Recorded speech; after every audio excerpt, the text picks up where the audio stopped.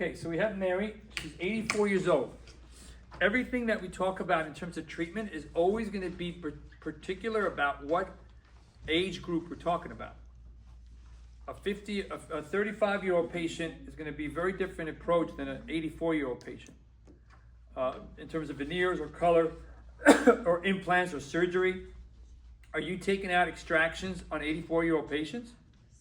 If they break the tooth, I bury the tooth and I let the tissue grow over it and I'll make a bridge. I don't want to start taking out teeth on an 84-year-old.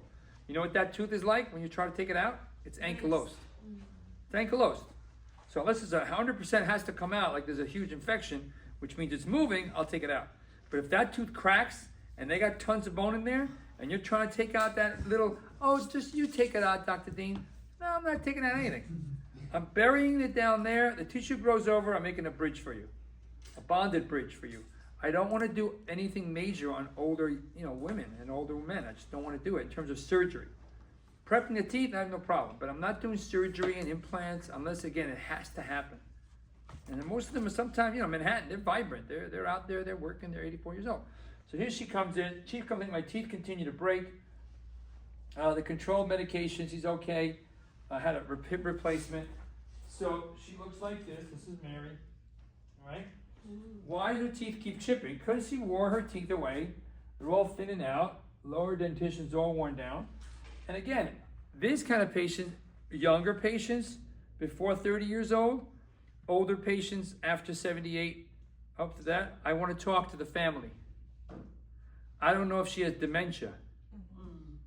And I'm going to tell her this whole thing. She's going to say, yeah, here's my deposit. And tomorrow she forgot what I talked about. It's happened to us.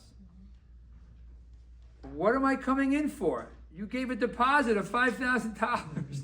We're doing your upper teeth next week. I don't want to touch my teeth.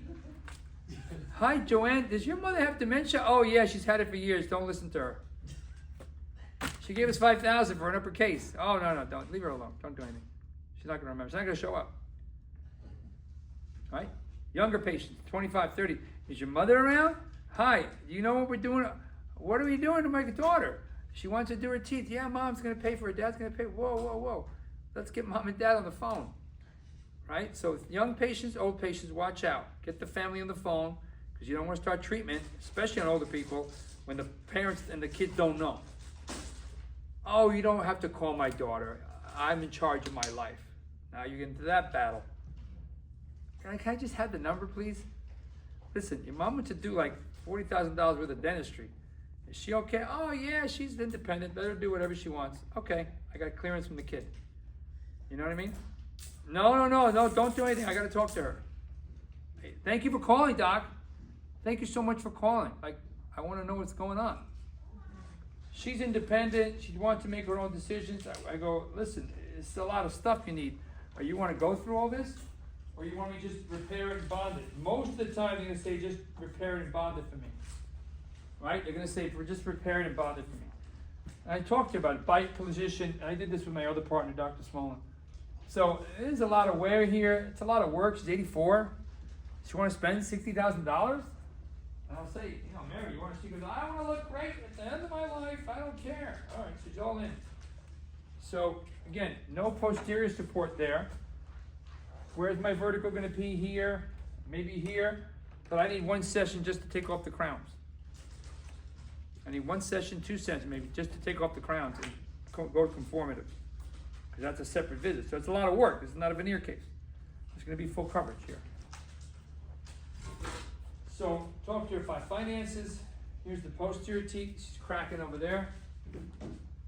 A lot of wear there. Crack the porcelain. Those teeth are moving, extruding. I'm not doing implants. She already has, I think these are implant. Yeah, there's one implant there.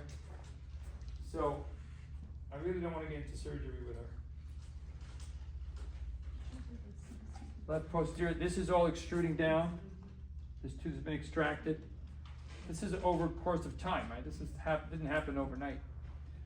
So do the analysis. Let's take a look at the arch. Here's the x-rays. So you got okay. A little questionable here. No mobility, by the way. This is questionable here. No nerves here, so you really can't do implants there. Looks okay. Questionable over here, but pretty much solid teeth. See, that's why she's cracking them. So, please duplicate the upper, this is the prescription. Wax up upper and lower arches. Restore vertical dimension 3 millimeters. Lengthen 8, 9, 11 to 11 millimeters. Final, central length, right? That's the prescription. So there's the wax up that comes back. Vertical has been opened 3 millimeters. Trial determination and new VDO, central incisor length. Add composite intraorally to maxillary, mandibular, and central incisors to get the position. Right? So you get that ideal vertical. Prep guides, provisional guides, silicone guides, and we prep. And when you prep this case, again, you're gonna individually make the final crowns, but your provisional's got to be all in one. So you have a little bit more taper than I would if I was just doing one tooth. Right? You're a little bit more tapered because you have the provisional coming in and off. I don't remember if I splinted these, but I would say I would splint those. I would even splint these. I don't remember if I did that. Let's see what happens. I would definitely splint those non-vital teeth. On the upper arch here, this will probably be a cantilever or a large tooth. Again, I'd probably split these together, and these you can kind of leave individual because they're solid teeth.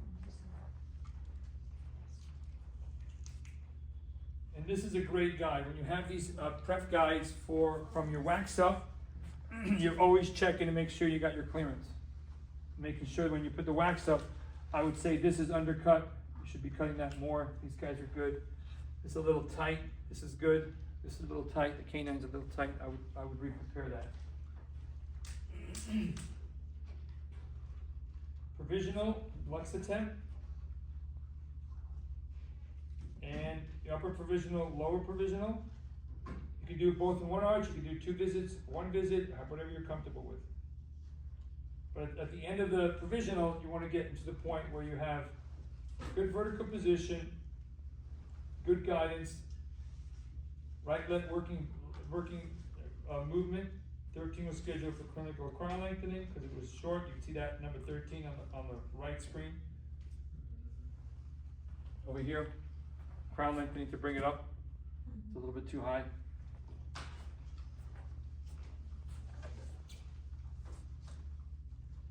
That's the provisional. Because of the extrusion, did you end up needing root canal now? No root canal. The nerves are not even existing. There's the retraction for porcelain jackets. Dentin shade C4. Prep shade. So face bow again is, the face bow is going to go on the patient with the preps. If you're doing copings, it's going to be copings face bow. Face bow, the patient holds the fork. You have blue mousse on it, they hold it. You attach to the ears, you attach it this way, you tighten it up, then you loosen it, take that piece, and that's this piece right here. This, and this, and this is on the face bow. And once you remove it, you bring it back to the jig, put it on the jig, then you put the plaster, and that becomes your face bow. So when you have a face bow Artex, you're buying one of these mounting plates, you're buying 10 or 15 of these little jigs, and you're buying maybe 5 of these plates. Because this is a plate, this is the jig, and then this is the mounting arch. So 1 of these, 5 of these, 15 of these. You don't have to buy the articulator. I'll make a video so you can see it, but that face bow is literally 2 minutes. You do have to hold. Yeah, it's 2 minutes. Like this, they hold it, put the blue mousse on it. I attach this, I attach this, I attach this. They stand up, they're not lying down, they're up. So I'm looking at the horizontal plane, making sure it's tight. I tighten. Take a picture usually. And then I unscrew that part. That part goes here. I attach it to here. I screw that down, and then I put the plaster on. Does Artex have different models? Just No, one? same one. Everyone's the same. So, face bow is super important, especially for. What about like a digital Facebook? I tried that, I haven't gotten it down yet that it works accurately or takes too much time. I could do one for 45 minutes. I don't have 45 minutes. Cause when I was like talking to Ari, he was saying there was no Facebook and he was already doing like design and everything Yeah, I on the mean, Smile Cloud. a Smart Cloud's better because you have the face. Without the face, you're taking a chance. When you just give a lab technician upper and lower model and they make teeth and they don't have a face, No, at but least, if you at give least it- Smile Cloud has a face. It's two-dimensional. Mhm. But I would still take a face. Again, it's 2 minutes. You know, talking about by the time, you know, you go to the bathroom, you have a face. So, this is another way to take a bite registration. We talked about this. When you have your temps here, take the bite here, take the temps off, and add to the bite. Right? Because there's no posterior teeth here. You're not going to get too much torquing with anterior premolar occlusion. That's another way to take a bite registration. Right? So you add the other piece. That's the provisionals, that's the finals. Let me see if we connected them or if we kept them individually. Pushing jacking on the down model. That's the lower insert. Why did I insert the lower first? Why did I insert the lower first? Can I insert the upper first? You could. You could, right? But in this case, I said, let me just get the lowers done, get a good plane of occlusion. And I'd rather play with the linguals of the upper teeth than grind the occlusals of the lower teeth. You can see the lower teeth, the upper linguals you can't see. So I kept these individual. I think today I would have splintered those. Yeah. This is 15 years later. So I would definitely splinter these. You saw the teeth were non-vital or dark. Splint these together. You don't need, especially especially because you don't have molar occlusion, right? Those are the most posterior teeth. I would expect that they would drift. I don't know if she's still alive. She lived in Philadelphia. That's the upper and lower. Upper final impressions. Again, I'd probably split those two together today. Dent and shade guide. Bite registration right side, bite registration left side. And what a difference in her smile, huh? That's Emax, right? So lower value, A2, A1, you can go Emax. You don't need felspathic here. But nice premolar, occlusion. That's the post-op x-rays, which is another good thing to take. We'll take a lot of try-ins before I cement, just to make sure I got my margins clear. Right? I really want to know my margins are clear. I don't want any dentist telling me my margins are off. So I'll sometimes take these, just to have that record. And that's a PFM on the left side. We splintered those two together. That's good that we splintered that. What a difference, right? Yeah, wow. Did she And you get know what that I found face also? down? You know what I found also with the older ladies, including my mom? They get really positive experience from this because all their friends have dentures and their lifestyle changes physically and mentally, and they live longer. They just, I don't know, I see them happier and they're just in their think about your 80s and you got new teeth. You got to feel good. Right. I see the older lady, they just feel better about themselves and they're living longer. So there's got to be something psychologically to that. It is. And she looks younger. Yeah. Okay, Joe's 63, but he's got a lot worse teeth than Mary. So chief complaint, I wanted my lower plate to be tighter, meaning his denture. Previous patient from 1995 to 2000. Existing forward lower denture with 2 implants and a hater bar. Initially, I replaced the hater bar with 2 locators attachments. High blood pressure is controlled, left knee replacement. So that's the x-ray. So today, I would definitely probably put 2 more implants in and have 4. 2 is dangerous. Yeah. I've gotten burned too many times. Minimally better than nothing, but you gotta even go to 3. Put the other one for free. But don't put 2 anymore. Like 2 is like minimum. If they can't afford anything, fine, you'll do 2. But 2's could bail on you because you lose 1, it's really a heartache. Yeah.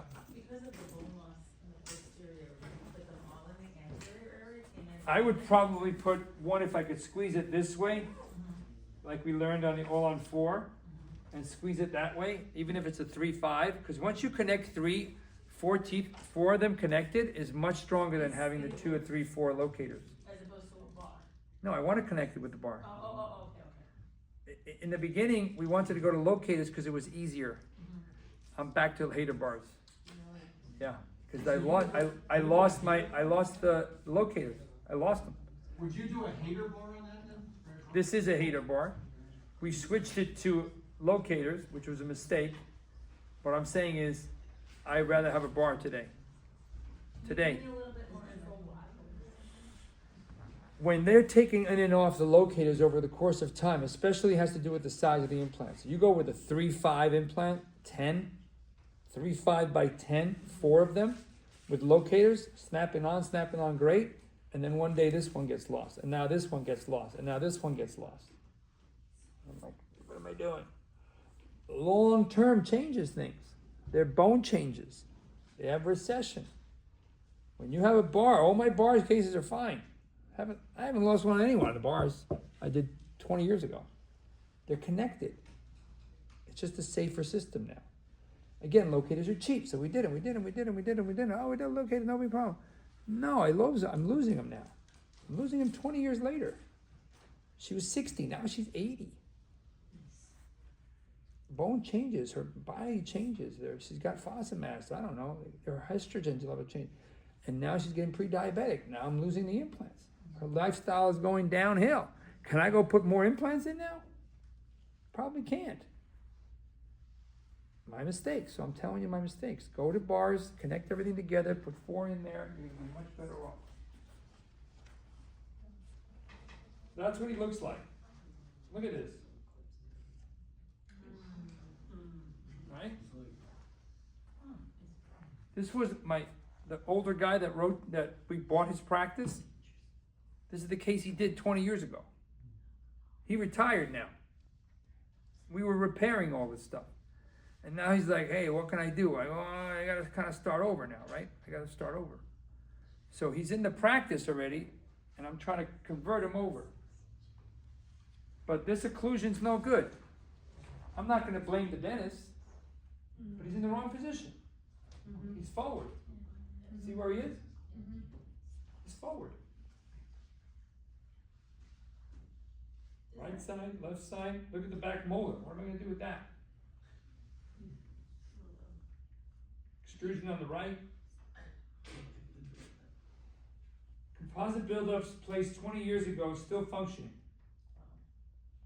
This is what the guy did. He put acrylic temporary crowns with Duralon. He never made final crowns. He charged $450 for a crown. Put a acrylic with Duralon. That was his crown. That's the lower. So now, for the sake of positioning, I put locators in. Okay, that's great. And I gotta make a new denture. I gotta make it at a new position. Again, hindsight, I didn't lose these over time, but I'm scared now. I'm looking at this photo, I'm scared. Am I gonna lose these implants? So hindsight, I'd go back to the bar. We changed the provisionals on the top. Provisional 3 to 14 to correct the vertical. Right, so that's the new positional provisional, and now the new trying for the wax up for the lower. And then we ended up convincing him to do more implants. So I got 5 implants now. Right, so now I got an all on 5 case. Now I can really bank on. He's 63. He's not old. So he's got a good lifetime. So we take our impressions back then. It was analog impressions, open tray. Right. And you get the occlusal rim. So whenever you do analog or even digital, you're going to get an occlusal rim for a full arch at some point. Take your records, make sure your OVD records are good against the upper arch. Why is there a notch? That's the plate is there with 1 screw, so the occlusal rim doesn't rotate. So you're just attaching it to one of the implants instead of 5 of the implants. 1 or 2 is better, but you don't want to have just an occlusal rim on top of it. You don't want it moving around. Do you specify that to the lab? Yeah. So you say occlusal rim with 1 or 2 screws. I like 2 screws with my occlusal rim. So I can put the occlusal rim, I put the screws in, now I can take my record without things moving. It's a fixed position. A record with a removable record is going to be moving around. All right, so I want to look at the bite, see where he is, tap, tap, tap, take a look at it. Whenever I like it, I'll go ahead and lock it in. So here's the position locked into the vertical. Now, another little trick is when you have removable stuff, even denture to denture or denture to implant. Today, I open up the Freedom area, drill it away, so I can measure the OVD from here to here, inside. You want to have OVD on removable inside measurement, not outside measurement. All right, so the retractor goes in, I take away the Freedom, and I see where the Freedom gets attached. That becomes a fixed spot to the upper tooth. And now next week when I do the try-in, I try it again. Am I in the right position of my vertical stop? You get that? Open the tray, measure the Freedom to the upper tooth, and consistently measure that throughout the case. Occlusal rim first time, wax try-in second time, wax try-in third time. Make sure you got your vertical right. That's your Shimbashi measurement from the Freedom. Or you could do the right Freedom or left Freedom. Does that make sense to everybody? Open the notch so you can see and take a physical number. With him missing, having nothing on the bottom arch, the video, measurement, you go by the condyle placement, or you have a standard measurement that you look for? There's no standard measurement. Put the occlusal rim in, tap, tap, tap, rest. Does it look too high? Does it look too low? I like putting 2 teeth in the middle. 24, 25. Oh, on the bottom. Yeah, so I can see it. Okay, that looks pretty good. How's your lip? Oh, just a little bit of showing. Okay, that looks pretty good. Again, it's arbitrary. But I want to measure that and say I'm here for this one. So Now you- he gives me the wax up, all the teeth. Am I in the same spot? Yeah, you wanna do. Right? Now, if you're worried, yeah, I could take a CBCT scan if you're not getting it. It should be in the right position, close to it. But I like putting 2 teeth so I can see it. I like seeing it, because then I can evaluate visually. Does your consult include CBCT scan? Yeah. Automatic. But we charge $695 for everything. Is it the consult or is it the rental? Everything, $695. That's what we charge. Whatever number you want, it doesn't matter the number, just charge for your consult. Full lower denture wax up in the analog world. Occlusal trying, the midlines are good, the vertical's good, and now we're in good position. By the way, just want to verify something. If you cannot make your bar, if you're going to do a bar or any kind of metal work, before you do your wax verification. Because if you made your bar and your teeth have to be out here, you don't know where your teeth are. You've got to get the teeth in position, and then you're going to make the bar. If you make the teeth here, or you go make the bar first, took your final place, say make me a bar first, but then your teeth are over here. Okay. You got to have the wax set up perfect. You love it? Okay. Now we go to the master model. Now you make me the bar. Follow that? Don't make your prosthesis until you know where the teeth are. Don't put your implants in until you know where the teeth are. Goes back to implants before that. Where is the teeth going to be? Now where your implants are going to be. That's the bar, retention. Now I got a really good retention long term on this. And on top of this, what you see is the 3 locators on top of this. Right? Now you can put the locators on top of that, or the hater bars, whatever kind of attachment you want.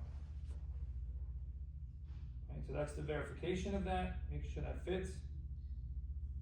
Here's the frame. We're going to do a fixed frame. That's the PMMA of the fixed frame. That's the metal work of the fixed frame, with the wax up of the fixed frame. So you got the wax buff gets transferred to the fixed frame, and now you have the whole thing together, the processed denture. Got that, you finish that off, finish the occlusal rim, that's all completed, verified. And now you have the first phase of the reconstruction of the upper, from before and after. Patient was in Arizona for the winter, returned maxilla restoration 6 months later. That's the lower frame with the upper prep. Final impressions of the upper teeth. record. Now again, this record had to have been done. When you say, how am I gonna take the record? Right, you'll take 1/10 here, 1/10 here, take the record anterior. Right, always ask, how are you taking the record? And then you can connect it together. I'm not a fan of Blue Moose, that was back then. Now we use wax. Final impression. Metacoping's PFM, and what do you see over there? What is that? Closer rest. What is that? A closer rest. No, semi-precision attachment. Oh. But they have to be connected, at least 2 or 3 teeth. We did many of these in the old, before we had implants, we didn't have implant, we had partials. So we always do semi-precision attachments, but they always have to be connected to a 2 or 3 teeth. Can't have it on a single tooth. It'll break the tooth. So that's the metal work there. This is a bad photo, as you know now, right? You gotta have record there, you gotta have the clearance there. You can't just open the pin. This is an old photo. You gotta have clearance, right? With a bite registration. Everybody get that? Hello? You have to have a bite registration position. Can't be here, right? You can't just open the pin. You have to have clearance there.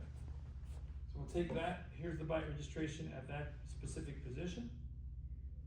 Do a pickup impression. That's a pickup impression. When I say pickup impression, that's that.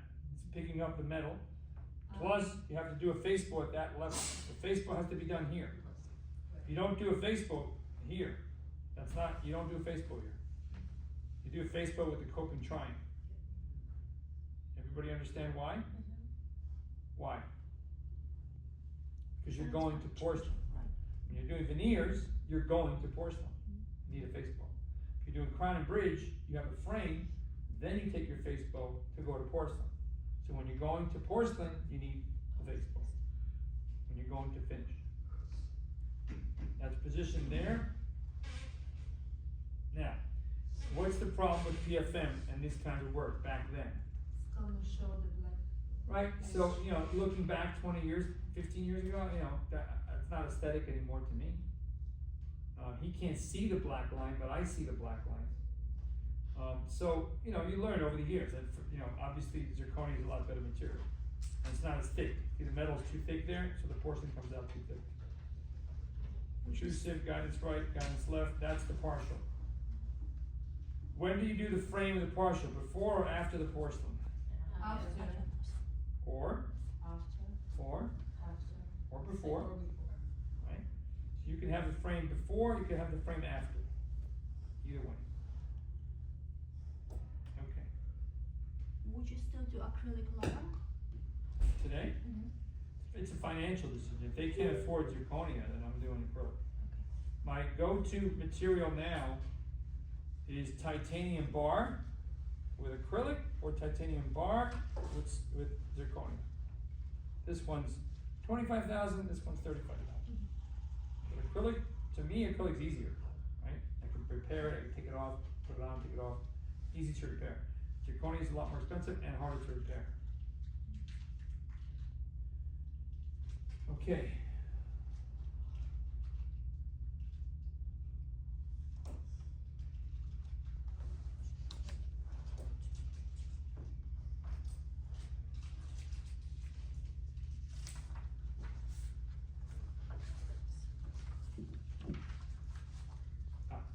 Back to our motivation stuff.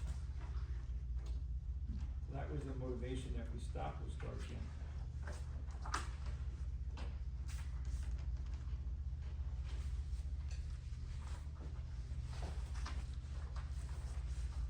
If you want something to change that you've never had, you must be willing to do something you've never done. If you want to change where you're going, you have to change yourself and you have to do different things. You can't do the same thing and expect a different result. Your mindset, hopefully has changed. I know your vision has changed. I know you can approach a patient and at least figure out 90% of what you have to do. I know you can all do that. So like I said, if you want to focus on the selling or trying to get the patient to say yes, then you're going to follow Dr. Arvin's protocols. And again, communicate, psychology, whatever you have to do. if you're gonna focus on the treatment, then keep writing your SOTs, keep doing the two-dimensional design. You have to do different things.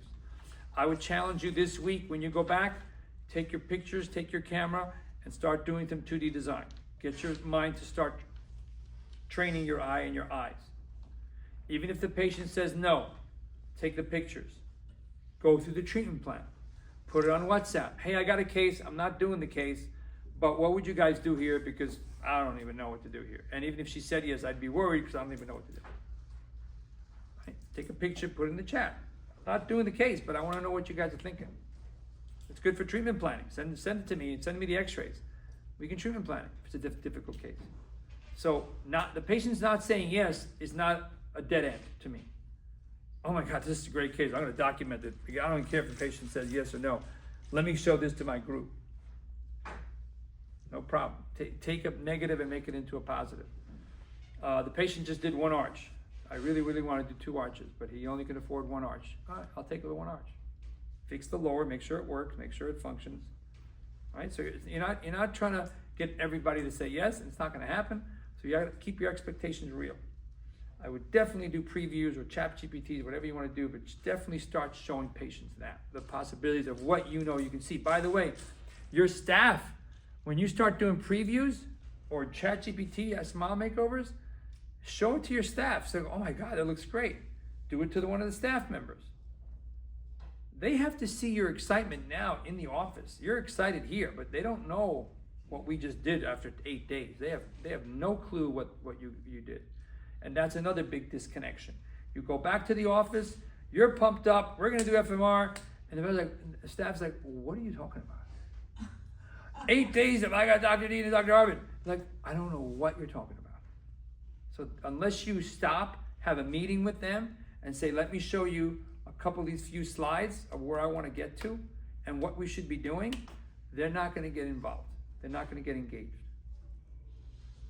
Right?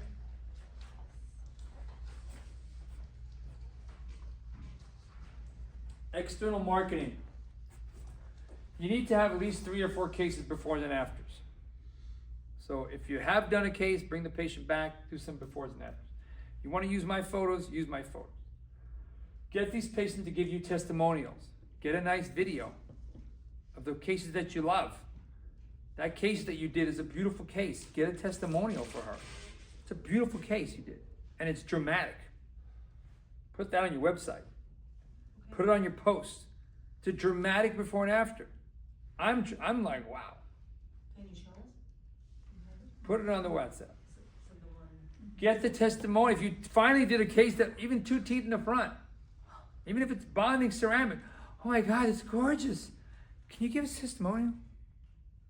Get it. Just get it. Today, that makes a lot of big deal. Have a testimony of your staff. How long have you been working with Dr. Joanne? Oh my God, she's the best. What makes her so good? She cares about patients. She always goes the extra mile. Get a testimony of your staff. Why are they there? What makes you so special to them? Get that on video. Get a testimonial. Use the internet as much as you can. The more content you have, the better you can promote. If you do, I told you last time we were talking, do a pro bono case. Do a photographer. Find somebody who works for a foster home who loves children and has no money. And do her teeth. Lab bill only, $3,000, $4,000. What's going to happen out of that one patient?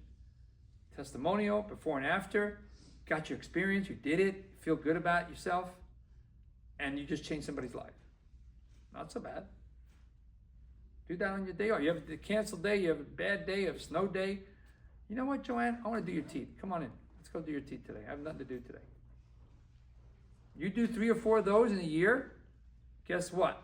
Someone's going to meet that patient somewhere, and they're going to say, she's amazing. You just got to tell them, we didn't do it for free. You paid $30,000. You did not get this for free. They have to, want to tell people that, right? So the point is, you're using 1 or 2 people to make your practice grow. It's the best internal marketing you could have. Just pick the right people who are critical in their jobs. Bartenders, hairdressers, I told you, photographers. Those are key people. And they'll talk about you. You did this for me. Thank you so much. He's the best. They're cutting hair every day. 5, 6, 7, 8 clients a day. They're talking about you. The best money that you could invest in. It is, yeah. You know what, just a new thing that I've learned, if you guys have a med spa around you, people who Med do spa. Botox, Yep. do their teeth. Yep, med spa, Botox, aesthetic person, great idea. Great idea. Tanning salon. Up in Boston, tanning salon. The lady who works at the tanning salon, just do her teeth. Guess what happens? Oh my God, I love your teeth. I got tan. I need a teeth like that. Right? So anything you can come up with. You can't do high-end dentistry with low self-esteem. You got to feel positive. Get your confidence up. You can't. Oh, I know it's going to be a lot of money, you know. It's like $30,000, you know. I know it's okay. It's a lot of money. I know you don't have it. I'm sorry. No, this is the best investment you can. This is the best investment of yourself, Ms. Shulman. This is the best investment. So you got to make an investment. You've been taking on your 4 kids your whole life. They're out of college. It's time to take care of yourself. I say that all the time. Joe, you've been working like an animal. You're 65 years old. Enough is enough. Do something for yourself. I don't need it, doc. I'm good. Look at you, handsome guy. You're a good-looking guy. Your teeth, you're successful. Your teeth look horrible. Doc, why you insulted me? Because I want you to get better. I believe in you can get better. Show them the pictures. You show somebody this picture. I'm at the bar all the time. My favorite thing. I have them all queued up. Hey, what's going on? Hey, you know, what do I drink for my friend? Buy a drink for my friend. Hey, man, what do you do? You know everybody here. Oh, I go, I change people's lives. Oh, you're like a personal coach? I go, no, I'm a dentist. I go, what? I change people's lives. Look, take a look at this. Oh my God, you did that? Yeah, 2 visits. At the bar. Give me your card. It's queued up on my phone. What do you mean? She's laughing. It's true. I'm crazy. You gotta be crazy. You gotta be crazy. To do this kind of work, you gotta be crazy. And you gotta be confident. I did this. You did that? Oh my God, how'd you do that? It's a pro bono case. Paid lab bills only. I got a beautiful before and after for the rest of my life. I could walk around showing this. You know what I mean? Is that worth it? Yeah, for my 3 hours of time, 4 hours of time that I did, I don't care. Right, so I'm showing you the pro bono cases right now. I have a question for you. I have a few patients that I did cases. They don't want to show their faces on It's okay. social media. Can Okay. Huh? Show them. But I can show the teeth, Absolutely. One lady said, you know, I don't like you put my face on there. I go, okay, take it off, put your teeth on. I can do that. right? Okay. And you signed off, by the way. Every patient, on your new patient thing, there should be a thing that says, it's on the piece of paper that I sent you. You know, this allows for photos or internet and all that stuff, they sign it. First thing I look at, oh, you didn't sign it, I don't want my picture anymore, I can't treat you. What do you mean? I go, I'm teaching around the world, and you can say the same thing, I'm teaching all around the world. You say I'm teaching. I need to have photos. I just don't want my face. I go, I'm not gonna show your face, but I need you to sign off. And then I write, no face, you know, whatever. Most people just sign it away. I've never gotten a phone call, knock on wood, that anybody said, take my face off, you know. That's why if you look at most of the program, they have their lines on the face, on the eyes. I got clearance. Every one of my cases, I can show anything I want, because I got clearance on it. And if they call me out on it, I'll take it down, put the face in, put the teeth in. Pro bono case, it's a dentist. This is one of the dentists I bought practice, Dr. Young. I said, Doc,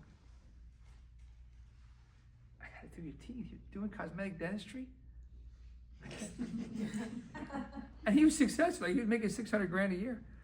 I said, I gotta do your teeth. He said, no, go ahead. I'm okay. Doc, gotta do your teeth. You got ladies here with a lot of money. Husband died. They got money. Let me do your teeth. It's like, oh, all right. Pushing. Finally, he said, okay, I'll do my teeth. Look at this tooth back here. Look at this canine. Look at this. It's a mess. It took me 4 visits. How did you change the position of number 7 Take and it out. 26? No, I didn't take it out. I literally cut it full crown, just moved it forward. Just cut all the lingual away and just put it in there, cut the gingival up, it's all dead tissue, and move this tooth back a lot. This tooth back. See it? It's back. And move the other teeth forward. And So they were like this. I went like this and like this. 27 went in, all the way in. This went all the way in. These came out. This went in. Changed the bite like 2 millimeters. Guess what happened? All the old ladies see Dr. Young. Dr. Young, your teeth look amazing. Can you do that for me? He's doing more cosmetic cases now than he ever did in his life. 70 years old, like this. What material is it? Feldspathic. I love showing this case. Are you kidding me? Pro bono case. This was a faux fee. This is a faux fee case. Russian guy from Russia. But again, what do? Change people's lives. That's what you want to do. Laboratories. Laboratories make you better dentists. Okay? And they will definitely increase your self-esteem and the confidence of your staff. So you got to have the best labs. Again, try to use my labs. I recommend them. They're great. They work great with FMR doctors. They understand FMR. You're going to feel better about it. When you put in that pram, that bridge, you go, wow, it's like awesome. You feel good when you do beautiful dentistry. And you're trying to save $2 and save $10, save $20, and it looks like crap. And you start adjusting, you see metal. You know, you can't have that mediocre work. If you want to be mediocre, then you're going to be mediocre. But if you want to be high stuff and charge more, and you want to raise your fees next year, you want to stop growing to another level, you got to use the best lab. I started with the best labs and then made my fees higher. So when I was charging $1,000 a tooth, I used a $400 lab. First 5 years. Then I was charging $1,200, $400 lab, $1,800, $2,000, $2,500, right? I never lost money, you know, try to save money on a lab, never. I always started that way, and I just kept going. And every year, I raise my fees every year. Every year, the crown fee goes up $100, $50, $100, every year. It just keeps going up. What happens to the patient that bought it 3 years ago? Like, crown was $2,200, how is it $3,000? Economy went up, sorry, I'll give you a break, we'll go to $2,800. All right, I got a break. But it keeps going up on the computer. It keeps going up. Do you have a list of your labs? My what? I think W Veneer. W Veneer, FMR Lab. Who else? Creodent, great for removable stuff. Golden Cusp does some of the metal work. So W Veneer, FMR Dental Lab, Creodent, and Golden Cusp. They're all in New York. There's one lab in Ohio called Rowe. Rowe's very good. ROE. They're very good. They're very knowledgeable. There's no testimony without a test. As I look back on my life, I realized that every time I thought I was being rejected from something good, I was actually being redirected to something better.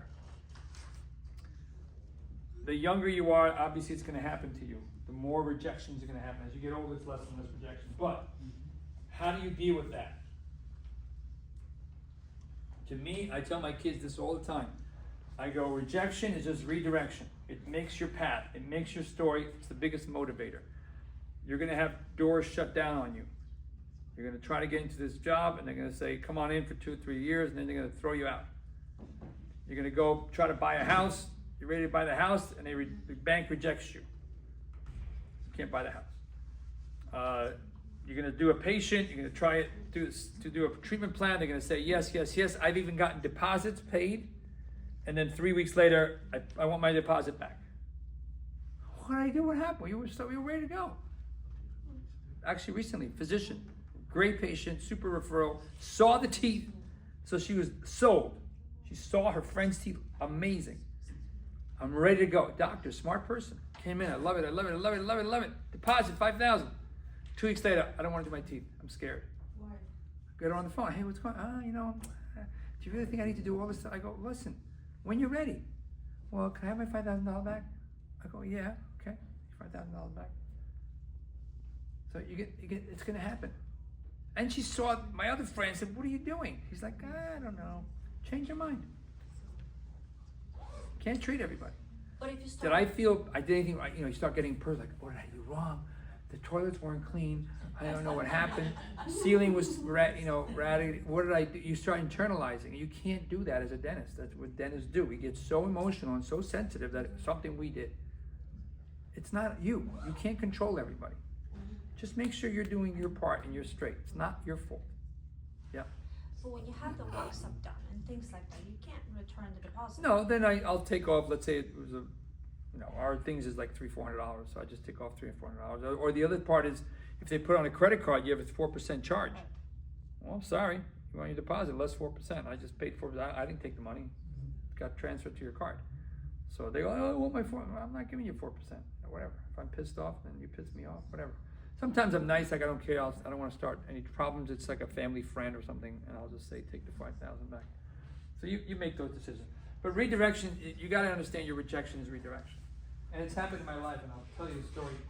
Towards the end, I'll tell you the story. Okay. There's a book called Sharpen Your Axe. The story goes like this. There was 2 lumberjacks going to work every day.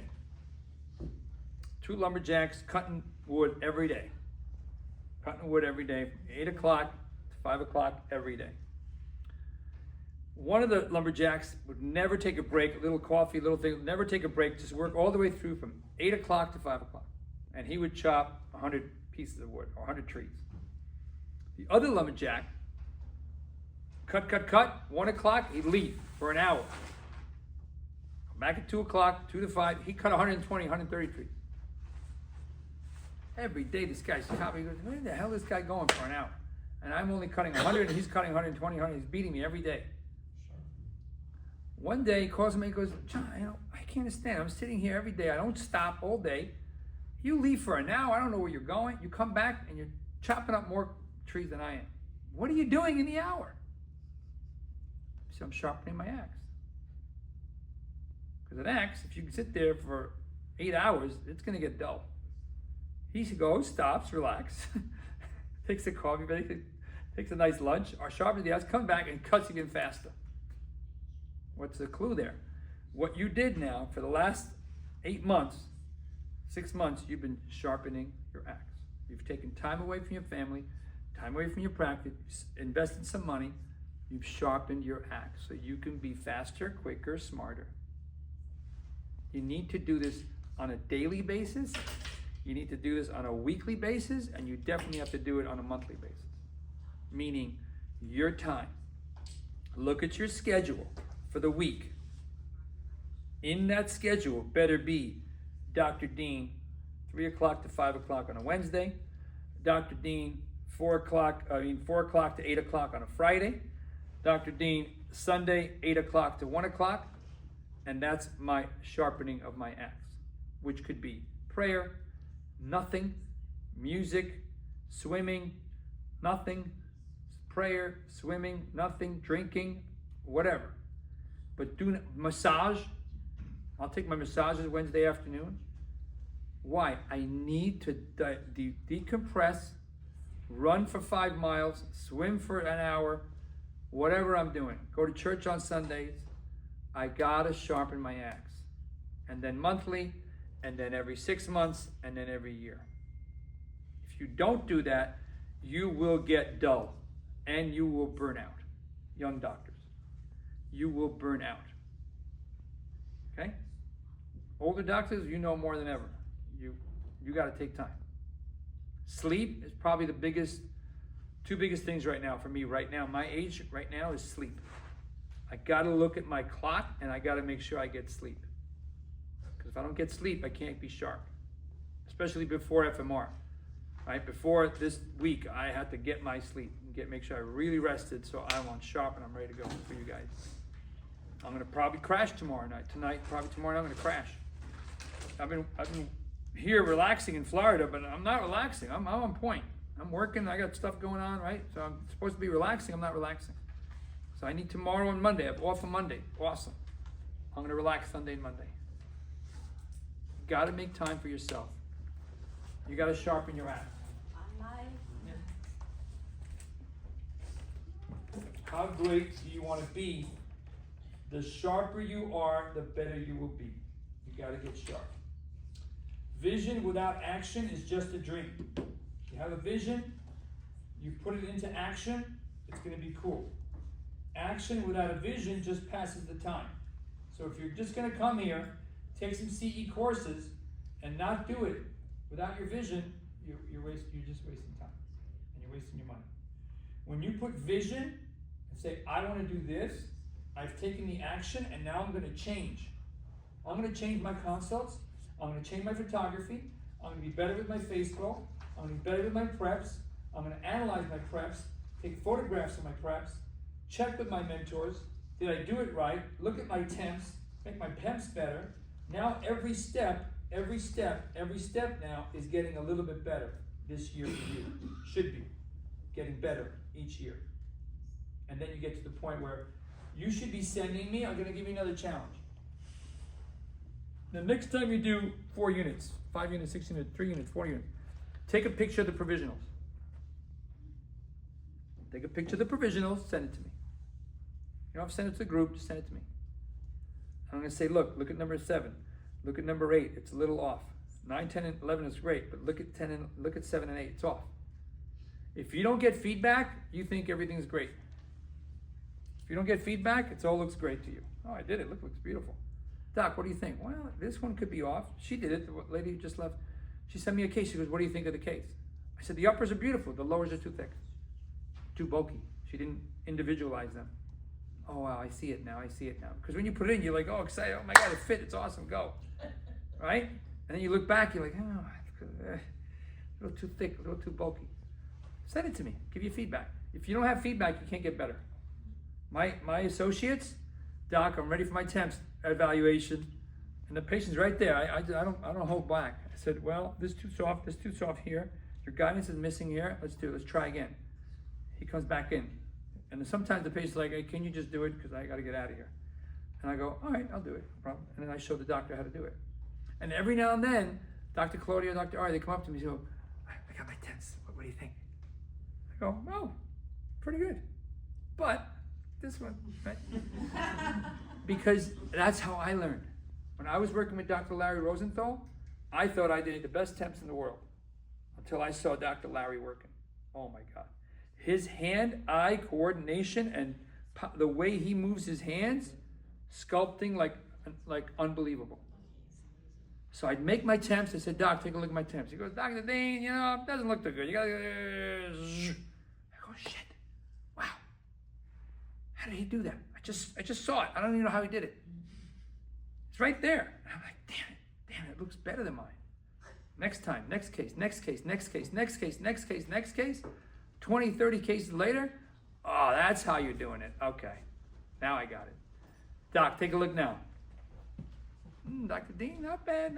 Kenan's a little off. He kind of tweaked it, but it was minimum. And that's how you get really great, by having good people help you and push you forward. Okay? I'm here for you. I'm here for you to become better. Marathon, dentistry is a marathon. Like I said, infinite gain. It's not a sprint. Experience in dentistry cannot be bought. Sorry. I wish I could go like this and download it. I can't. You got to go through it. It's like flying a plane. Flying a plane, being a chef, flying a plane, right? You got to be in it. You got to drive that plane so that you can learn the mistakes. You got to cook the meal. Do the recipe. Make a mistake. Do it again. Make the recipe. Do it again until you get it. You got the chicken parm, tastes like my chicken parm. It's a recipe. Dentistry is a recipe. And that's why you got to do it a couple times. You can't just wait till the case comes. Do a couple for free. Do for a staff member. Do for your cousin. Do it half price. Get to do it. Get to do it. You have to drive the plane. You got to fly the plane. I think it's 200 hours to get a license for a plane. You can't just simulate all your life. You got to fly the plane. You got to get in the cockpit. You got to sit there and feel it and land it and drive it and feel it and get that experience out of it. And your experience is going to be different than my experience. You're going to have failures when I never had failures. You're going to have successes when I didn't have success. You're going to have a different experience. Everybody's experience is different. Dental career without understanding occlusion will be catastrophic. The reality of occlusion in every aspect of dentistry. Think outside the norm, you will surprise yourself. Have vision for your office and profession, implants, CAD/CAM, FMR. Be ready for your big at bat, $100,000 case. I love when I get the phone call, 5 years, 6 years, every 8 years later, Doc, I just sold a $100,000 case. You're right. It's gonna happen, happens to everybody.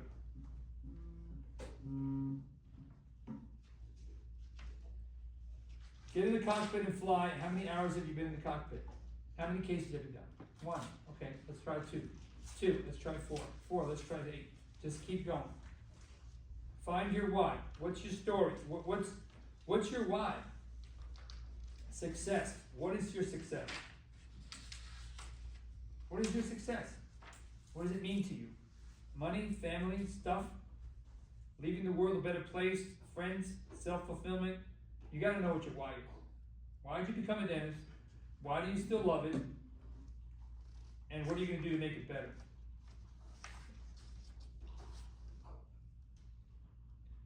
Balance is more important than perfection. A balanced occlusion is better than a perfect occlusion. Nothing is perfect in dentistry. It just isn't. Excellence is good enough. Stop fussing with perfection. It's never going to be perfect. And the more I look at with my microscope now, nothing fits. Nothing fits. Nothing fits. If I went with my microscope, I wouldn't be doing anything. Nothing would be going in. Because with a microscope, nothing fits. But I know it's good enough. I know it's pretty good. I know it's close. Build a team around you so nobody knows who's the boss. Wow. I love this line. I'm not in the office. Patient comes in, breaks a tooth. They don't know who Dr. Dean is. It's a new patient. And she lets Dr. Claudio do the crown. And Dr. Claudio does the crown. And then he does 3 other crown. And I've never met the patient. And he just sold the case for $30,000. I have no idea. And they calls me on Monday and says, hey, I sold this case. I want to go through the case with you. I go, when the hell did you sell this case? Who's this patient? I never saw her. Oh, so-and-so referred her. Oh, really? Hey, is that your, oh yeah, that's my cousin. I told her to break it too. She came coming to you. So I try to backtrack who the person was that referred. But they don't know who the boss is. They don't know who's in charge. It's come a point in time and I walked in and I go, who are you? I go, I'm Dr. Dean. He goes, where's Dr. Claudio? I go, I'm sorry, I'm gonna go get him. Right? I don't have an ego. I don't say, blah, blah, blah, blah, blah. No. You want Dr. Claudio? Go ahead. Miss Emily really likes Dr. Smolin. She doesn't want you to treat her anymore. She thinks you're rushing too much. Okay. It's fine with me. I don't care. Take the patients. Take the patients. But that's the kind of business you want. Now, Dr. Alona's not here? All right, call me when she's here. I don't want to work. I don't want to do anything until I talk to her. That's dangerous, because then you're only the person that they're asking for. So you have to get those associates, yeah. A quick question. I'm having a little bit of this issue now where I have 2 associates now, but it's still Organ Family Dental, and it's still my face there, and it's getting to the point where a fair amount of new patients will come in expecting to see me, but now they're seeing the other associate, so they're kind of deflated about that. I even started considering changing the practice name from Organ Family Dental. I'm wondering what will that do to my SEO, my Google ratings, and how do I How old are you? make this transition? I'm 43. Okay.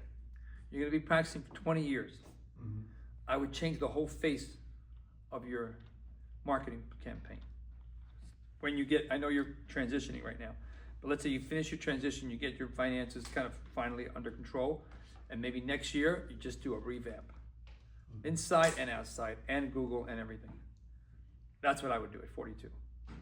Because I don't want my name on there. And I did that. I did that at 45. Right, and I guess at that time, I don't know how Google's algorithms would work. You can know. keep the numbers in your Google, just changing the name of it. And just keep the content, just change the name and the look of it. So now they feel you're progressing. When they see your office progressing after COVID, I'm like, rip out the carpets, rip out the bathrooms, we're going all in. They came back into a new place. What does that tell the people? Wow, this is awesome now. This was good, now it's awesome. When we just did that. Okay, right, so you got the office part, you gotta get the image part. The branding and the image. The image part, I would change, 100%. Instead of family dental, aesthetic and implant dentistry, or whatever that town that you're in. What's the town that you're in? Coeur d'Alene, Coeur d'Alene Implant Aesthetic Center. It's a center now. That's what I would do. You got 20 years, bro. what did you call it? Let me write it down. Whatever the name is, Aesthetic and Implant Center. You have doctors where it's a center for education, right? You change that. And I would love to see your cards. Oh my God, I would rip your cards apart. Give me your cards. I want to see your cards. What does your card say? What does your card say? Shh. Oh, It's going to be a great lesson. dental healing arts. What? Dental healing arts. Dental Healing Arts. Great. What does your card say? I don't have a card. I'm going to give you my card. Just walk around with my card. I will tell you. What does your card say on the card? Brilliance Dental of Anaheim. Brilliant? Brilliance Dental. Perfect. What does your card say, Anna? Marie? You don't even know what it says. I don't know. Oh, Marie Simon Dentistry, yeah. No? Yeah. Well, again, you're towards your retirement years. Yes. You may want to have to change it. I'll go with it. I Oh, have what? City Edge Dental Associates. Oh, I don't know what that is. It's not exciting me. I'm not excited. What's the first name you said? No, it's City Edge Dental. City Edge Smiles. City Edge Smiles. City Edge Aesthetic Dentistry. Associates. City Edge Smile. City Edge Aesthetic and Implant Dentistry. Not City Edge Associates. What are you, a law firm? I don't know what you are.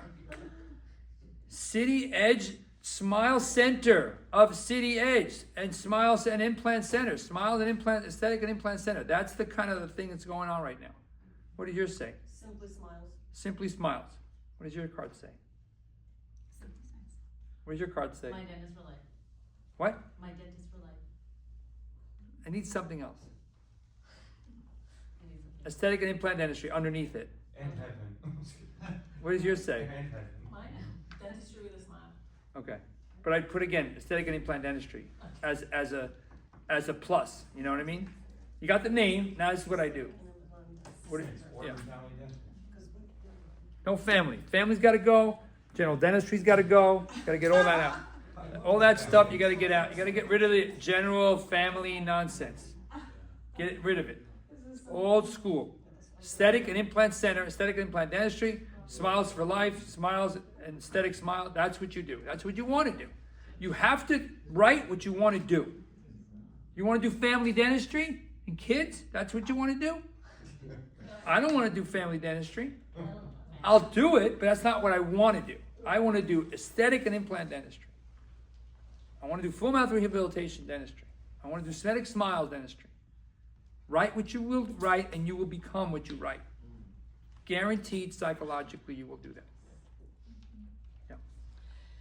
In my office, I have a problem because it's a holistic practice. I'm a holistic dentist, so they want to see me.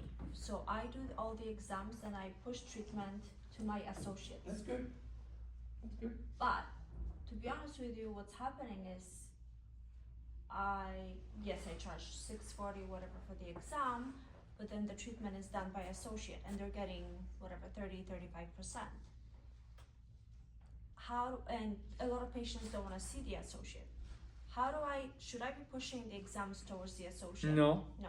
No. You want to do the consults. You want to do all the new patients. I try to do as much as I can myself because Okay. I can control it and I know what's going to happen to the case. Okay. And then I'll say, you know what, this case is going to go to Dr. X. Okay, and she's going to say, no, I really want you to see me. I said, you're going to see me, but I need him to be in charge because we're doing the case together. Now you're going to tell your associate, listen, the case is $20,000. We're gonna do it together. I wanna get you more involved. So I'm gonna prep the case and I want you to provisionalize it and I'll give you 50% of the cut. So if the case is 10,000, 20,000, I'll give you 10,000 minus your 35%. So you're gonna get 35% of the 10,000 and you're gonna do half the work. So what happened now? The patient knows you're doing the case, but now you have help. Got it. So you're tag teaming the cases. And then slowly, they get to know the patient. And then you're not in there all the time. You still can go do another case. So in an ideal world, how many chairs do you have? 4, 5? Chairs? Chairs. 8. Okay, so 8 chairs. You should be doing $5 million. I don't know if you are, but that's what you should be doing. So like I have 8 chairs too. I would have, again, you don't have the volume, but you have how many new patients you have. Let's just say you have 10 new patients a month. 10 new patients a month, one case is a decent case, everything else is fillings.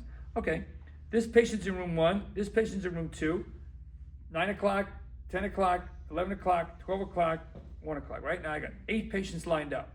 I'm going in here, he's numbing up, I'm going in here. I'm prepping the 2 or 3 fillings, and then I'm going over here, and he's filling it up. So we're working in tandem now, together. It's not just me there for 3 hours and straining myself. That's how you use associates. And then you pay them either per day or you pay them per production, per collection, so that they feel they're getting their money's worth. But now everybody's working together, and it's a lot more efficient that way. And you're not sitting there for an hour and a half like this. Now, some cases you have to be there. They're tough cases, and I won't leave the chair because it's a tough case. But that's how you should be envisioning to use your associates, so that you're not out of the case, but you're not married to the case. You're all tag teaming together. And that system really works well. Larry did that. The top other guys taught me that. I didn't know that in the beginning, and that's when I started doing it. I said, okay, this is the way it's got to work. So I had 2 associates when I, really in my 38, 39 years old, I had 2 associates. They weren't getting paid a lot, but they were helping me. Give the anesthesia over there, I'd go in there, prep the case, I'd come out here, he'd give anesthesia, I'd prep this case, he'd make the provision, I'd go over there, do a consult over there, and we're all working together. Hey doc, can you just take a look at the tent? I'd walk in, the bite's a little bit off, I check it, okay, you're good, polish it up, I'm good. So everybody's working with everybody. Guess what the patient feels like? Wow, I'm getting a lot of attention. I got 3 doctors working on me. They actually flip a little bit. They go from away from, I want to see Dr. Dean, to, you got a great team here. The CEO guys go like to me, like they even texted me, they said, your team's amazing. Because they saw everybody on top of them. Like the Ritz-Carlton. Not just the manager, everybody was on top of them and on point. You got a great team here. So you're switching it from you to the team. And that's a mindset. Once I saw it, I go, that's what I want to do. So yeah, we got chairs. You come in, that's why you come in the office, you're gonna see stuff going on. You're like, what? How are you doing all this? Because everybody knows their job. And by the way, that's called empowerment. Allow creativity, allow individuality, let go and watch them fly. Look at Kira 3 years ago. You saw her case. She couldn't do that 3 years ago. Maybe she could, but not at that level. So I empower you. I'm empowering you. That's what I do. My job is to empower people. The staff, we have a staff meeting on Monday. I text everybody, what's going to be new, what's old, what has to be fixed, what's going on. What do you want to do? I want to have water in the waiting room. Great idea. Go do it. Here's $200 a month. Go get, I don't want to do it. Who's going to do it? I'm not doing it. They have to take the water, put the fruit inside, fill up the water, clean up the area, put the cups there. So that's a full-time job. And then every day they got to clean it out. Who wants to do that job? Great idea. Who's doing it? Doc, I'll do it. Really? Okay. Back lev, I'm going to go, hey, you know what? Thanks for stepping up. Here's another $200. So you reward the person who actually said, Doc, I'm going to do it. Reward them. But I empower them. Give me new ideas. We should change it. We should have that smelly stuff they have in hotels. Okay, who's going to buy it? How much does it cost? Who's going to take care of it? Who's going to clean it? Some patients hate it. You can turn it off. Who's turning it off? Who's turning it off? Great idea. Who's implementing? How are we implementing? How much does it cost? Is it worth it? Everybody agree? Oh yeah, we all love it. I love that smell when you go in a hotel. Some people hate it. One staff member hates it. It's because I can't stand it. You got to turn it off. I can't work here. So do you nix the idea of nobody takes the responsibility? No, we just go, when you're out, it's up. When she's in, it's off. And one person hates, she has sensitivity, she gets headaches. So when she's in the office, it's off. When she's not there, Smelly good. Right? So it is, you gotta do, you can't make everybody happy, but I'm not gonna nix the idea. Dr. Dean, what is your name? Or for your office? New York Smile Institute, Aesthetic and Implant Dentistry. Say it again, Paul. New York Smile Institute, Oh, okay. Aesthetic and Implant Dentistry.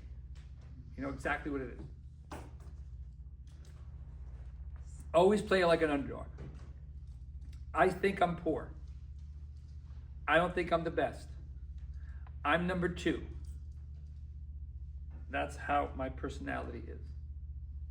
I'm never on top. Oh, you're the best lecturer in the world. I go, maybe there's somebody better than me. I gotta be better. Oh, Dr. Dean, you're the best. There's no such thing as the best. Everybody's the best. There's no best. Nobody's best. Somebody else better than me, probably. I'm always playing like an underdog. I'm always trying to underdog. I'm not the best. I'm not number 1. I'm number 2. That's a mentality. Because if I say I'm number 1, I'm gonna be way too comfortable. I did it. I made it. I'm done.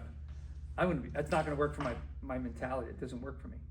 And the way it happened was, it got to the point right before COVID. You know, everybody's like, "Oh, you know, you're doing this, you're doing this, you know." And I'm like, I'm the best in digital technology. Like, I had all these gigs to go and over there. And then COVID hit. What are you doing, best? You ain't so best anymore. I'm like, shit. I'm not the best. Nobody's gonna ever see me in a whole year. We have 25 programs just got canceled. Who's the best now? COVID's the best now. Beat me, right? And that's when it hit me. I go, you know what? I'm gonna be number 2. I'm comfortable with number 2, chasing number 1. I like to chase. I wanna be number 2. So that's a mindset. I wanna be the underdog. That's a mindset. 3 big mistakes young dentists make. Never go into partnership without a clear list of responsibilities, agreements, and always have the honeymoon period. There was a doctor who was one of my FMR doctors. His father was a dentist in Westchester. Did my course, graduated, did really well. He goes, I'm gonna go work with my dad. Worked for his dad 3-4 years. Got the digital stuff that I told him. Built up the practice from 1 million to 2.5. And then the father's like, you should, like I was doing. Let's talk about, I'm gonna retire and you're gonna buy the practice. And the son is like, what do you mean? I did all this stuff. You were just doing $1 million doing fillings and cleanings. I've been doing this whole thing for you. He took the practice to 2.5. And he wants to sell it to 2.5 to his son. I mean, if that was me and I was being honest, right, just give me $1 million because that's the part that I had and you did the rest of it. That would have been a fair deal. Fighting. He leaves, fighting, different area and builds his own practice. Horrible. What happened with the father? He retired and left and he closed his office because the kid left. He took all the patients. So again, you have to have clear responsibilities. Even family members, you have to have clear responsibilities when you're going into partnership. The biggest I've seen all partnerships fail. I'm not a favor. I never had a partner. Never will have a partner. My daughter, if she comes in, she's gonna buy it. She's gonna be the owner. I don't have a partner. She runs the practice. You know what I'm saying? But I've never had a partner. I can't. I'm too crazy. I want to buy a machine. We have a machine. I want to buy another one. No, get out of here. Right? So I couldn't do it. My personality cannot have a partner. I have 8 associates, young and old, and everybody makes money. Everybody makes money. But I can't have somebody tell me what to do. It just doesn't work. So does it mean that when, let's say, your daughter buys the practice, you're gonna get an associate for a while? 100%, I'm out. You give me my money, I'm not saying anything. I'll advise, I'll consult. I mean, my vision for retirement is I'm working 2 days a week. I'm consulting on the cases. Maybe I'll do some of the cleanups and aesthetic stuff for the doctors that are there. And I'm just here to help you guys out, whatever you need. Like, no problem. Give me my 12 weeks off. You know? So two-part. I'm sorry, I was out of the room when you were talking about associates, I think. When you do hire an associate, is there a standard percentage you give them? Or is it Everybody's different. It's usually 32 or 33 or 35, around there. Is that before, after lab? After lab. Okay. Always after lab. Okay. Lab comes off the top, and then we split 32%, 35%, depending. The biggest percentage somebody gets is 40%. He's prosto.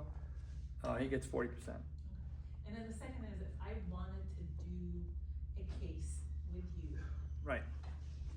how do I go about getting a patient to come down? Yeah, to New so- York? so- How does that work? I'm gonna do the FMR level 3 in a second. Okay. To talk about, you know, like what Kira did, what others do at level 3, there's a pattern for that, so I'll go to that at the end.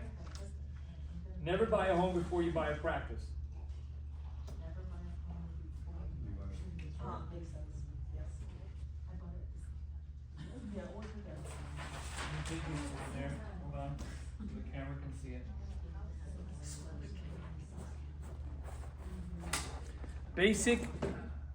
Basic accounting. Assets, liability. Kara, can you see that on the Yes. Yeah. Yes. Asset, liability. House, liability. Car, liability. Spouse, liability. Assets, practice. It's going to give an asset. CBCT is going to be an asset. Associate, asset. Hygienist, asset. These are all assets. They bring money into the pot. This thing takes money out of the pot. So why would you buy a house, even if you're going to rent for 4 or 5 years until you bought a practice? When you buy the practice, you can buy any house you want. This is going to make money for you. If you're going to do a startup, you got to waste at least 5 to 7 years. Because just practice got to slowly get up to the point where you can afford a house. You got to rent. You're like, oh, I don't want to waste money renting. I'm going to buy this great house. Usually what happens, and I've seen to all my friends, when I was younger, they bought a house for $600,000. They got a family, got a kid, okay, great. Now they started, they were association. Now they bought into the practice. Okay, they bought into a $2 million practice. Guess what happens after 5, 6 years? They got to sell this house, probably at a loss, because they didn't buy the great area. And then they got to go build another house. And now this is really draining to get to the house that they really, really, really want. All they had to do is wait 2 or 3 or 4 more years and got this house, which is not as big as this house that you're trying to big or grand because you're making so much money. And you get a nice, decent house that's worth a lot of money in a good area that's going to expand. Always buy a house where it's going to expand. Don't buy the house at full fee. It's like anything else. Buy the house where it's going to grow into that area. Go in an area that's expanding. Port St. Lucie right now is expanding. You want to buy a house? Go buy a house there. Yeah. You say buy a practice is the land and the building, or just? Well, it depends on where you are. In Manhattan, you're going to buy the practice with the goodwill. If you're in Ohio, you're going to buy the building or buy the practice that's there and then buy the building later. But that's going to make you money to do anything you want later on. You got to buy the practice first. CBCT, assistant, hygienist. All this stuff makes you money. The more you have of this, the more money you make. The more associates you have, the more money you're going to make. The more hygienists you have, the more money you're going to make.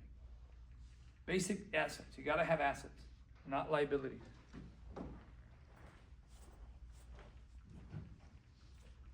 Pay down your debt before they save to retirement. So, bi-weekly payments. I don't know if you know this. So, if you have a house or you have a note payment, you bought a CBCT scan for $100,000 and it's $2,500 a month, and I had a really good month, and I made another $20,000 extra, I'm going to throw another $3,000, $4,000 into that payment.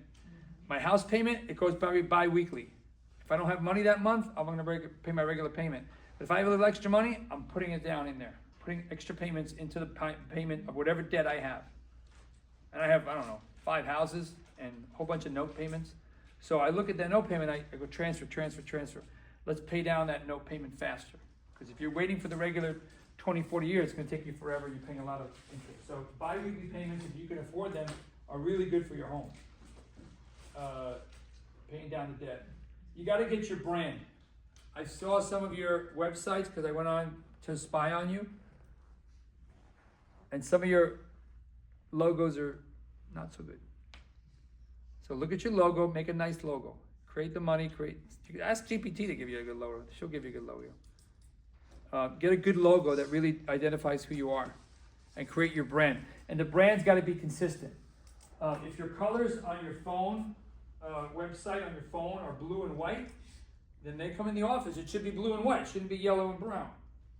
So the colors got to match the office. The brochure has got to match the office. It should be the same colors, right? It should match. Everything should match so it feels consistent. How do you create greatness? It's the meeting of preparation and opportunity. People call it, oh, you're so lucky. Oh, you're so lucky you're on 5th Avenue. Huh? Fifth Avenue. This is me. This is what everybody sees. This is doubt, debt, hardship, crying, late nights, no sleep, risks, no money. You don't see that part.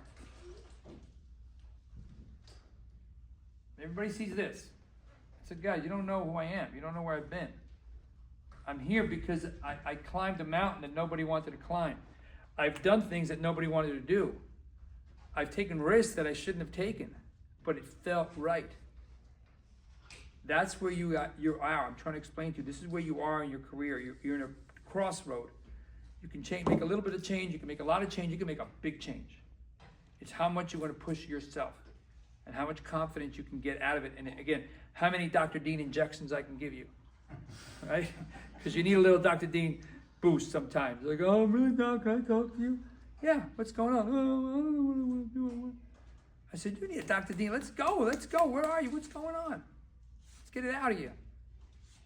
I'm here for you, right? But you got to go through this torture sometimes to get to where you want to get to. I'm on Fifth Avenue because an older dentist was retiring and had an office that was disgusting on Fifth Avenue. And I'm like, my eyes are like this. This is a gold mine. And it was way out of my league. Way out of my league. And I even had a partner to come in with me. I said, Kai, I gotta show you this. He's like, this is amazing. We gotta do this together. Come on. He's like, okay. A guy I've trusted all my life. Let's go. Contract, down. Lawyers, signed the paper. And 2 days later, he calls me. He goes, I don't think I could do this. I said, what are you talking about? It's gonna be the best thing in the world. I don't think I could do it, Dean. We just signed a contract. Did he put the money in? We all put the money in. Well, then at least he put the money in. No, he was all in. He just either he got scared. I don't know what happened. He never really told me. I go, dude, wait, what are you doing? This is the best opportunity. He goes, I know, but I just not feeling it. Not feeling it. We just went through 6 months of torture to get here. Not feeling it? I go, please. I mean, you're going to screw me up too, because I just put out loans and stuff and I'm ready to go. Can't do it, Dean.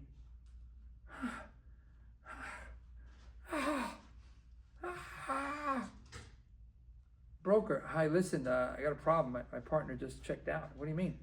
He just took the money out of the bank. He withdrew the money. He's out. So you signed the deal. I go, I can't do it alone. It's impossible. There's no way. Let me call the owner. Call. Doc, we're going to do something. I go, I can't do this alone. Cannot. Impossible. Find somebody. Hey, you want to do it with me? Hey, you want to do it with me? Hey, you want to do it with me? Hey, you want to do it with me? No. No, can't do it. Doc, it's going to be a legal battle. I can't go into the fire, going to get burned. You sue me, I pay a little bit more, and I'm not burned. I can't do it. Let me call the owner. We're going to bring it down 100,000. We're going to give you a different payment. We're going to give you a rent payment that you can afford. And I go, oh, you ready to do that? Oh, okay. So my rent went from, at that time, 25,000. They said, we're going to give it down to 15,000, and then you pay it at the end of the note. That's why I told you that thing. Take the same money paid at the end of the note. By 10 years from now, I have no problem with $20,000, but I have a problem right now. And I have no money cash, and I'm out. I sold everything. I have zero assets right now. And I even asked my friend for like $100,000. He's like, Dean, you don't need $100,000. I go, I need $100,000. He goes, you don't need it. You're going to be fine.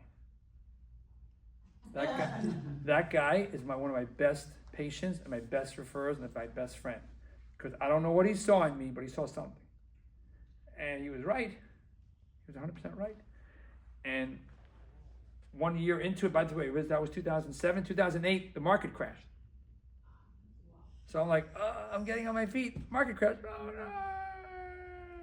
Nothing in the bank. Fourth baby coming. Cut me, Mick. Cut me. Opportunity. I was prepared. Torture, but persevered because it was my gut feeling. Right? And now we're 15 years in, 18 years in now. And I knew it felt right. I didn't have the stuff to do it with. I didn't have the money and the credit and all that kind of stuff. But the point is, don't just look at me. There's torture through that. Where's that guy now? He's around, he's fine. We're friends. I don't hold anything against him. Investment. What's your biggest investment? Yourself. True, correct. But what's your other biggest investment? Anybody have a really great investment that they made? Anybody? Real MGE, great investment. Real estate? What did you buy? Property? I know, that's what you have. No, I'm saying to you. I'm asking, what, anybody have a great investment that they? Lou, you have a great investment that you made? My family is probably my number one, that's not me. Okay, but what about, okay, great. All right. Financially good investment. Ryan over here. What, Financially, investment, real estate, okay. cash flow properties. Hans? I mean, yourself is the first thing. I was thinking family was the same. I was Yeah. thinking about my kids. Yeah. Any other great investment anybody made? Anybody got a great real estate investment that bought it for 200 and sold it for 400? Real estate, right? So real estate's good. Anybody? Stocks are going up. Stocks are great. Anybody buy Bitcoin? 175. Did anybody buy Bitcoin during COVID? I bought 2 Bitcoins in COVID. It was awesome. Anybody buy You QQQ? still have them. Yeah, QQQ, What is that? Nvidia. Yeah. So stocks are there, right? So stocks are one investment. Meta is 175. Meta's good. Photography, I think, another great investment. Taking pictures and watching your cases go throughout your career. Another great investment for me has been wine. It's probably the biggest return on investment that I've ever had in my life. So if I bought a bottle for $80 and now it's worth $450, it's almost a 400% return. And I've done that about 2,000 times. You're selling it? Are you selling them? No, but I can tomorrow because I bought something that I know is valuable. So I learned about wine 20 years ago, and I just started investing in this one particular wine. So every year I buy 1-2 cases every year, without stopping. So every year I spend $5,000. It's only $5,000 a year. I spend $5,000 every year, and that $250,000 is worth about $1 million because I bought the right wine. So knowledge comes back to knowledge. Knowledge about yourself and knowledge about what to invest in. Is this building a good investment for my practice? Is this CBCT scan good for my practice? Is this investment good for my associate? That's an investment you're making. And the return on investment, MGE, practice buying, purchasing, acquisitioning, partnerships, great investment in dentistry. Goodwill is the biggest investment in dentistry that you can buy. Gold, it's like gold. You buy it for 100, it makes you $1 million. You buy it for 200, it makes you $1 million. So that's my advice. Lou, you had your hand up.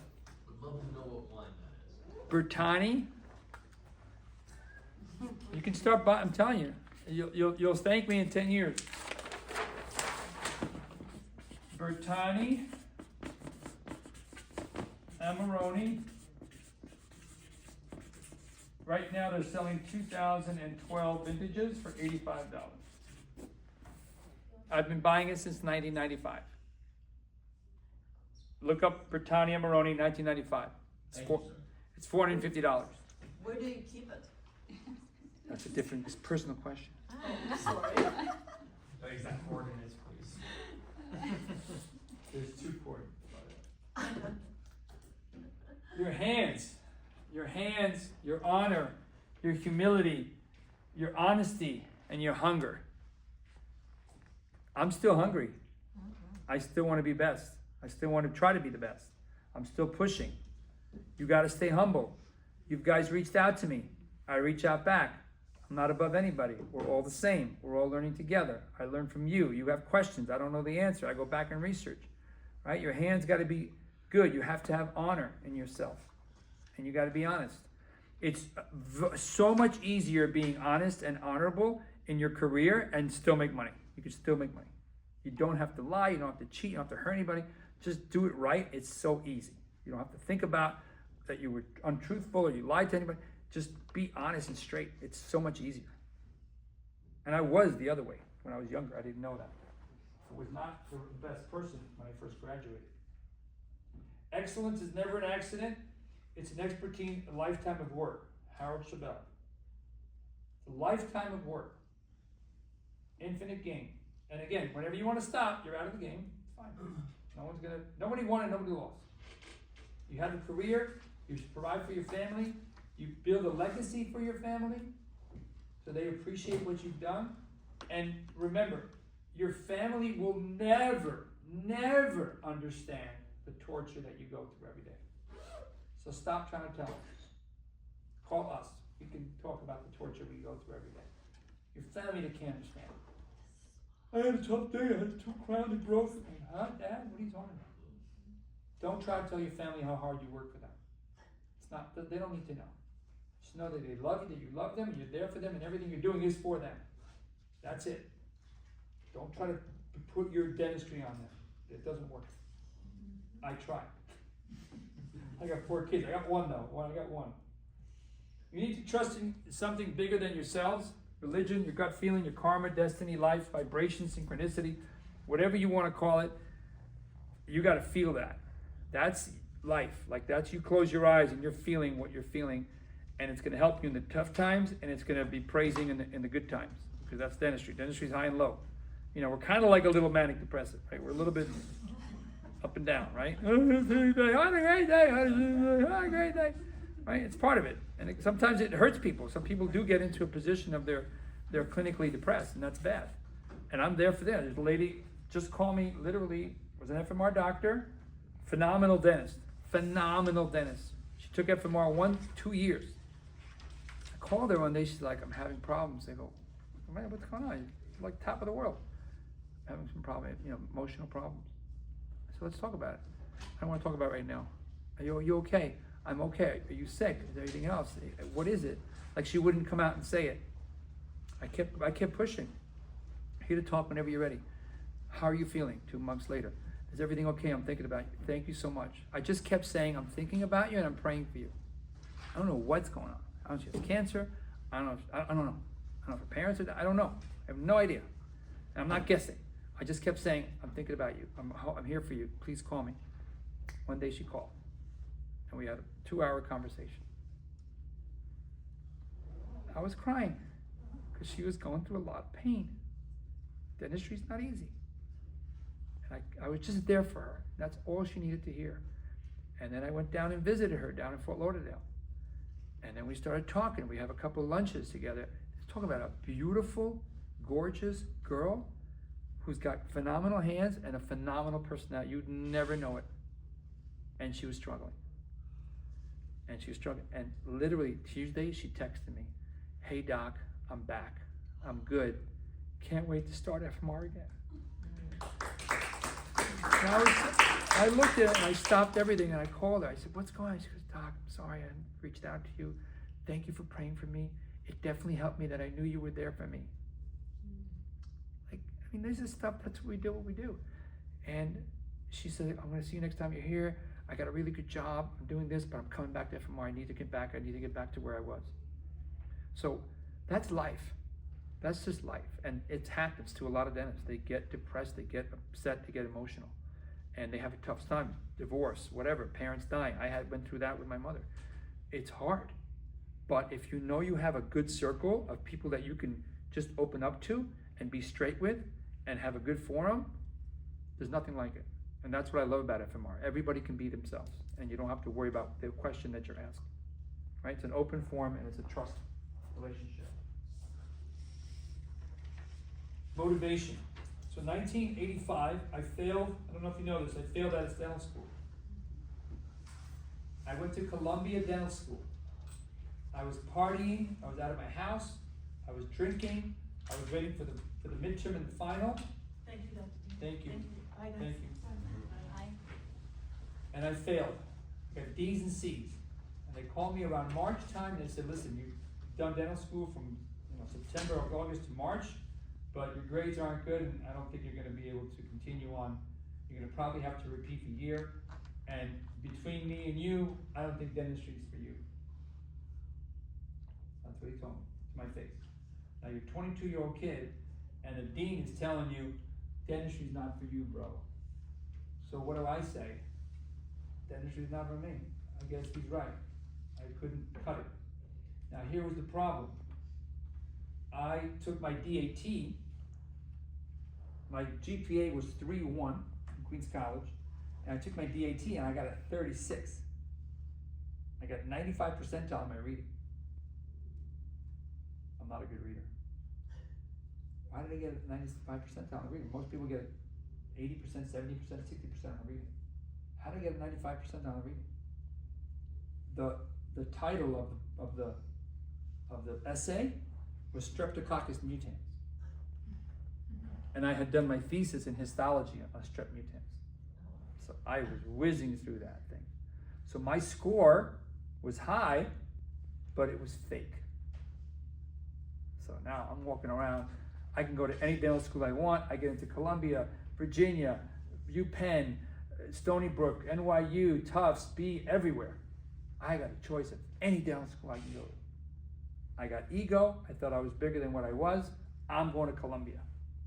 Now, 1984, Columbia Dental School was 60 dental students and 200 medical students. Guess who was the prized possession of that school? The medical student. And you were just the dentist over there, the dental school student. But guess what? I'm hanging out with 4.0s. Brilliant guys and girls. I do not belong in Ivy League. Do I look like Ivy League? I'm not Ivy League. And again, false sense of security. I go into this program and now I'm failing like nobody's business. So I fail out of school.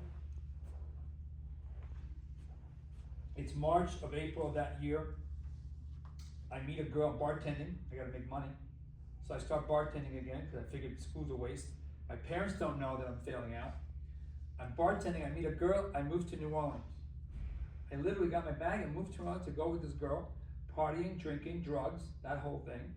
My parents still think I'm in school till May. Talk about a crazy life, right? Finally, my mother goes into my apartment and she's like, "Where are you?" I go, "I'm in my apartment." She's like, "I'm in your apartment. Where the hell are you?" So she starts crying. "What's going on?" "I'm sorry. I'm gonna be a bartender in New Orleans, and that's who I am, and that's it."